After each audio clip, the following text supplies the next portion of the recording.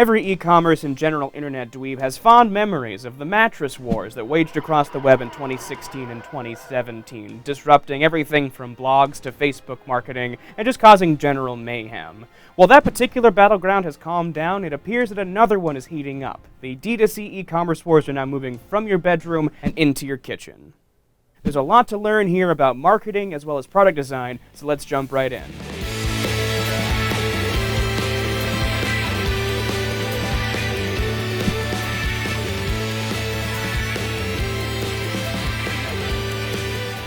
Before we go any further, I'd like to do the quick, obligatory YouTube thing and ask that you subscribe to our channel.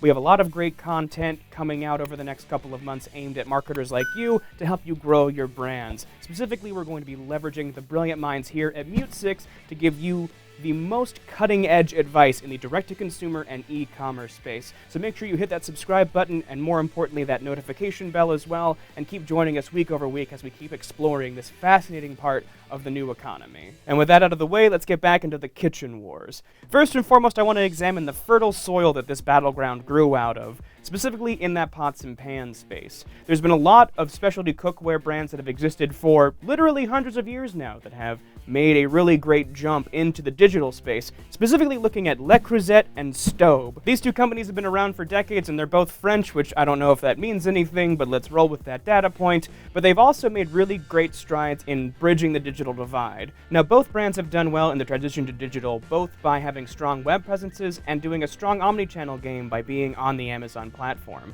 However, this highlights one of the major issues with being on Amazon, because with the introduction of an Amazon Basics clone of an enameled cast iron pot that is literally half the price point of Le Creuset and Stobe, we're seeing a lot of ways that Amazon can always disrupt you even when you're on the platform. Which goes to show that if you have a strong enough brand, you should try to stick with your own channels.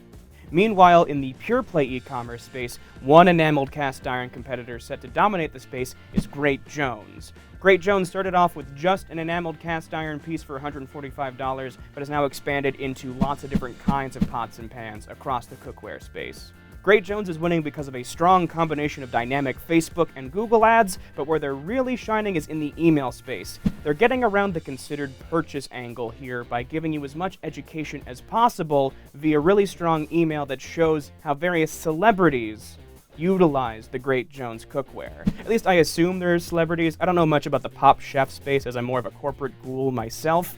It's great because it ties into the character of Great Jones. Great Jones is a female-founded company and is focusing on that identity and are doing really great things in their marketing to advance that message. This is a key piece of building a niche. When you are trying to establish a brand, you have to understand that a brand is not just the images and the products you create, it is the relationship an audience has to those products. So what Great Jones is doing is establishing a connection to a particular audience and then building on that connection. It's a strong way to carve out a really great slot for yourself in the market, and it's going to help them win long term.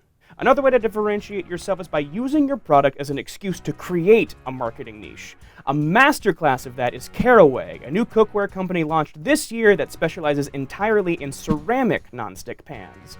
Ceramic is different from enameled cast iron in both usage and what it's made of, but most brands don't fully specialize in ceramic specifically. Because the coating is made of what is basically porcelain instead of Teflon, Caraway is able to market itself as a healthier way to cook, since the coating can't leach into food the way Teflon does. Caraway is also doing a spectacular job of getting the basics right, with strong acquisition campaigns on Facebook that lead to coherent landing experiences both on desktop and mobile. Caraway has the highest page speed of any of the brands we analyzed, and that's crucial for maintaining a strong conversion rate.